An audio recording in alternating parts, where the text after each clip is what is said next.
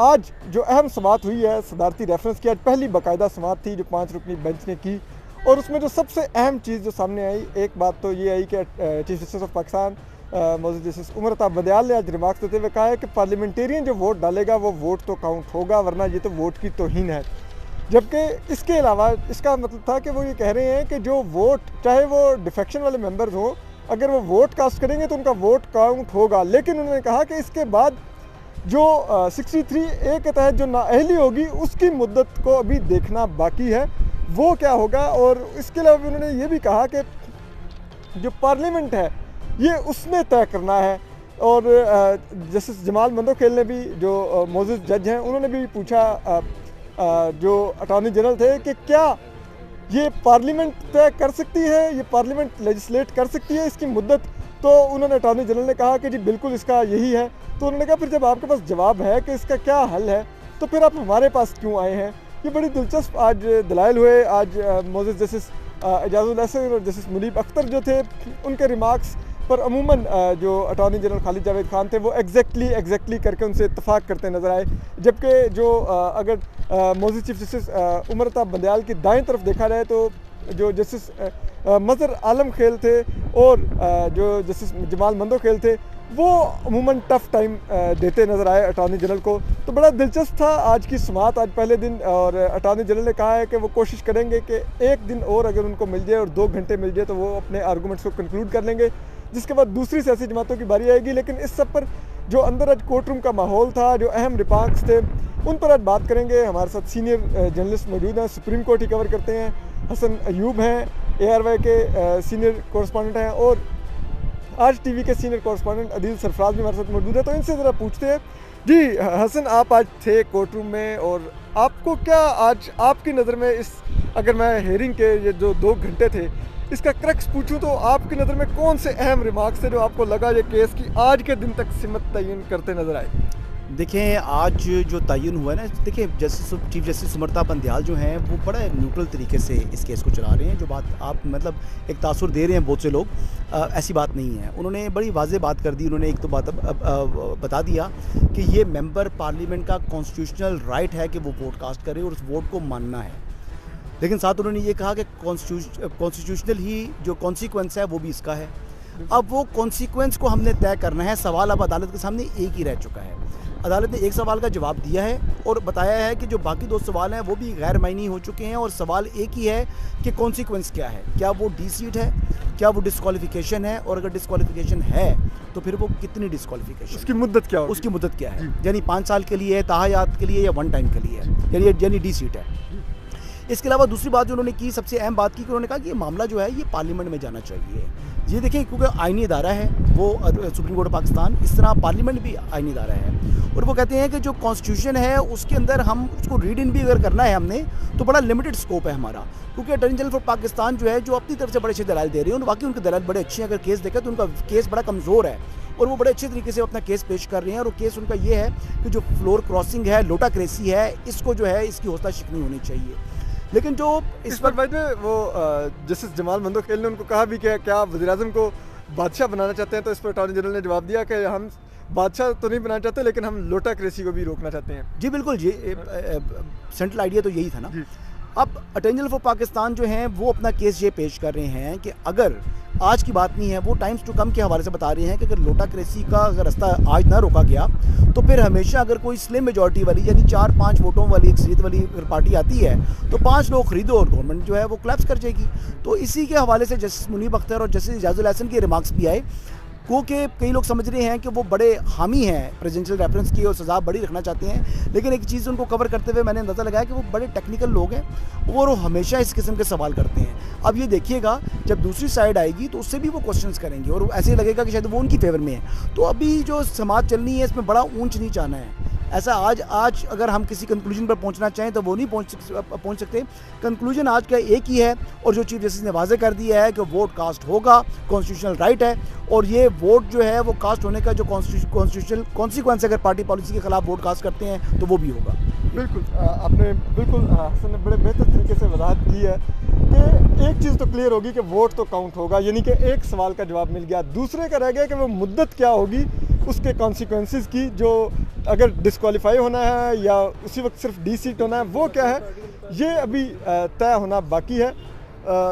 ये 55 पर वो बात कर रहे थे। अच्छा आदिल, आप भी थे कमरा अदालत में, आपने भी देखी तमाम हेयरिंग, नोट्स भी लिए। आपकी नज़र में अगर मैं पूछूं कि आज की जो क्रक्स क्या था, आपको क्या लगा, आपको किस सिमत में जाती हुई नज़र आई आज के दिन तक कम से कम? ये सब मुझे तो विन विन सिचुएशन दोनों जानब लग रही है।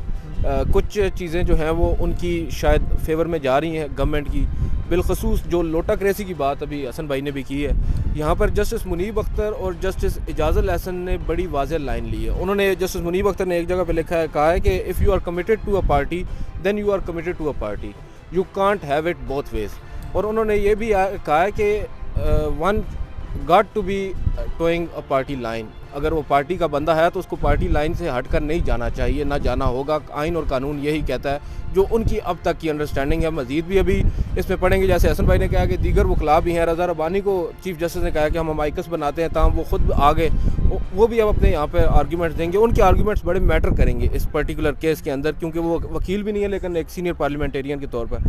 देखना ये है अब, क्योंकि 2 जजेस जो आज उनकी जानिब से फ़ॉरेन जो पार्लियामेंट्स हैं, इंग्लैंड, बरतानिया, अमेरिका, उनका जिक्र किया गया कि वहाँ पर भी जो एक नैरो किस्म की आप कह सकते हैं मुख्तसर होती है उनकी मेजॉरिटी, और वहाँ पर भी गवर्नमेंट्स जो है वो अपना काम कर रही हैं, रन कर रही हैं। वहाँ पर इस तरह के मसाइल नहीं आते, और यही वजह है वहाँ पर इस तरह के मसाइल नहीं आते।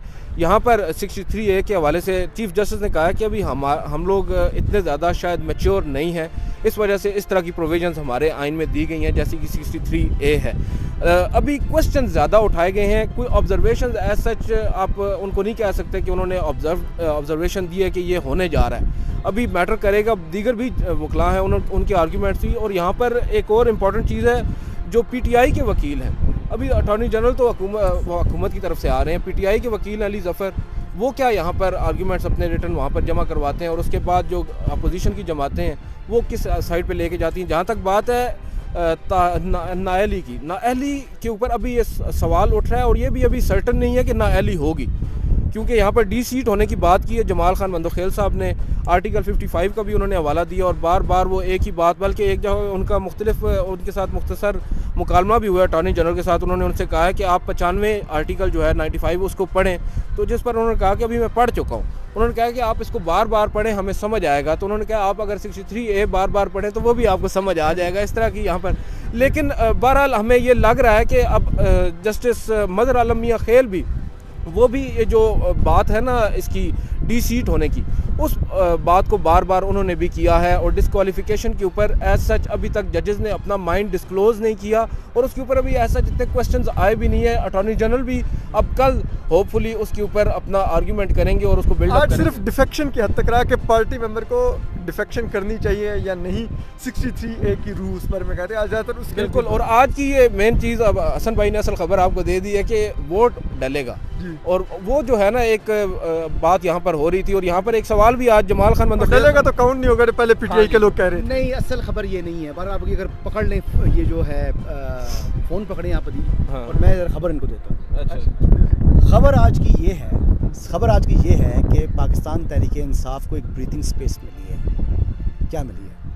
वो ये है कि अभी तक तलवार लटकी रहेगी, और वो मेंबर घबराए रहेंगे कि वोट करना है नहीं करना, और अपने लोगों को वापस बुला सकती है PTI अगर कोशिश करे तो, क्योंकि इतने सख्त रिमार्क्स आ चुके हैं 2 मोजिज़ जजेस की तरफ से, जस्टिस इजाज़ुल एहसन और जस्टिस मुनीब अख्तर के, कि वो रिमार्क्स इस्तेमाल करके PTI जो हमने कल भी ये देखा, अपोजिशन के परों के नीचे से चूजे वापस खींच सकती है। असल खबर तो ये है कि जो सख्त रिमार्क्स हैं, देखिए अदालत ने फैसला तो करना ही नहीं है इस केस में, इसमें फैसला तो है ही नहीं, इसमें तो असद साहब राय है। वैसे ये आपको मैं हसन भाई आपसे इत्तफाक करते हुए, ये वैसा ही अमल है जो सलाउद्दीन अहमद ने अपने आर्टिकल में लिखा कि 14 दिन सेनेट में हेयरिंग होती रही, एंड में राय ना दी, लेकिन 14 दिन ऐसा माहौल पैदा किया गया कि उसका फ़ायदा PTI उठा ले, जो वो ना उठा सकी। यूसुफ गिलानी फिर भी मुंतखब हो गए, लेकिन अब भी कुछ वैसे ही मौका मिल रहा है इस ब्रीथिंग स्पेस से। फ़ायदा नहीं होना वैसे, अब जो भी कर लेना, जहाँ पर हालात, आप ये कह रहे हैं सेनेट की तरह राय अभी भी नहीं मिलनी, लेकिन रिमार्क से फ़ायदा उठा ले तो उठा राय अब आई डोंट नो कि ये मैटर दोबारा पार्लियामेंट को भी भेज सकती है अदालत, क्योंकि अदालत खुद कह रही है कि हमारा काम नहीं है ये। जो राय हमसे मांग रहे हैं ये बेसिकली लेजिस्लेटर का काम है और बेसिकली है भी उन्हीं का काम। और ये तो इतनी मेचोरिटी तो हमारे पार्लियामेंट फंक्शनल है तो उसमें इतनी मेचोरिटी होनी चाहिए कि वो इस किस्म के आइन में कम से कम तरमीम करनी हो। तो यही बात है ना, अब इमरान खान साहब बैठते नहीं है लोगों के साथ। अगर वो बैठते, जो कल भी उन्होंने कहा कि मैं नहीं बैठूंगा, तो पार्लियामेंट का खूबसूरती क्या होती है कि इख्तलाफ राय भी होता है, लेकिन आप फिर बैठते हैं और एक नुक्ते के ऊपर तमाम लोग इकट्ठे होते हैं, कुछ लोग करके आप मामला को करते हैं। जैसे 20वीं आईनी तरमीम हमारे सामने है, 18वीं आईनी तरमीम हमारे सामने है। यहाँ पर कौन सी आईनी तरमीम हुई है? दुरुस्त करें, नहीं हुई ना। अच्छा, अब अगली बात, इन्होंने तरमीम की डायरेक्शन जरूर दी है कि इसमें तरमीम कर लें, लेकिन खुद नहीं की। लेकिन खुद तो तरमीम नहीं कर सके ना। इन्होंने खाली जो है ना ईवीएम की वोटिंग करानी थी बस, उसके लिए जो है ना वो जोर लगा लिया था इन्होंने। और अगर वो ये संजीदगी से बैठते तो मामला काफ़ी हल हो सकता था। अभी भी पाकिस्तान तहरीक इंसाफ के पास जो था ऑप्शन था कि वो अपनी किसी तरीके से कुछ ऐसा पहले 3 माह पहले अगर वो कोशिश करते, 4 माह पहले, तो शायद जो हालात ये ना होते जो आज हैं। अब तो इत्तेहादी भी छोड़ चुके हैं और अब इत्तेहादी भी तकरीबन छोड़ चुके हैं। ये मैं आपको मतलब अपनी जो है इन्फॉर्मेशन बता रहा हूँ। तो इसके बाद जो ये डिफेक्शन के मेंबरान हैं, इन्होंने तो वोट कास्ट नहीं करना, ज़रूरत ही नहीं पड़ेगी, इनकी ज़रूरत ही नहीं पड़नी। और गवर्नमेंट का जो हालात जितनी ख़राबी तक पहुँच चुके हैं, यहाँ से रिवर्स नहीं होता। इमरान खान साहब की छुट्टी समझिए आप। ठीक है, आपने हसन की बात सुनी और हसन ने एक बड़े ही अहम चीज़ की तरफ इशारा किया। उन्होंने कहा कि जो ब्रीथिंग स्पेस पीटीआई को मिल रही है, यानी कि जो टाइम मिल रहा है, और इन रिमार्क्स की वजह से जो प्रेशर बिल्ड होगा, जो व्हाटएवर एंड में सुप्रीम कोर्ट वो राय मत दे जो पीटीआई चाह रही है, लेकिन स्टिल वो इन रिमार्क्स का फ़ायदा उठाते हुए इस ब्रीथिंग स्पेस के टाइम में अपने उन मेंबरान को जो पार्टी छोड़ के जा चुके हैं प्रेशर डालकर इन रिमार्क्स का वापस ला सकती है। ये आज की जो हेयरिंग की रीडिंग थी हसन की, जो बड़ी ही दिलचस्प और मतलब मेरे लिए तो बड़ी, जिसे कहते हैं ना, मेक सेंस टू मी। तो हम आपको अपडेट करते रहेंगे। लेकिन इसके अलावा जो रैलियाँ आने जा रही हैं उसके बारे में भी 2 बड़े दिलचस्प रिमार्क्स आए हैं। जो जस्टिस मज़हर आलम मियाँ खेल थे, उन्होंने कहा कि ये बड़ा अफसोसनाक था कि पीटीआई की टाइगर फोर्स डंडे लेके रंग लगाकर बैठी हुई थी, और उनके साथ बैठे हुए जस्टिस जमाल मंदोखेल ने कहा कि जेयूआई फे को भी चाहिए कि वो अपने डंडे तेल से निकाल लें। YouTube पर गूगली न्यूज देखने के लिए youtube.com की सर्च बार में गूगली न्यूज टीवी टाइप करें। गूगली न्यूज के पेज पर सुर्ख रंग के सब्सक्रिप्शन वाले बटन पर क्लिक करना ना भूलिए। YouTube पेज पर अपलोड होने वाली वीडियोस से बाखबर रहने के लिए बेल आइकन पर क्लिक कीजिए। आपको हर नई वीडियो के बारे में नोटिफिकेशन मौसूल हो जाएगा।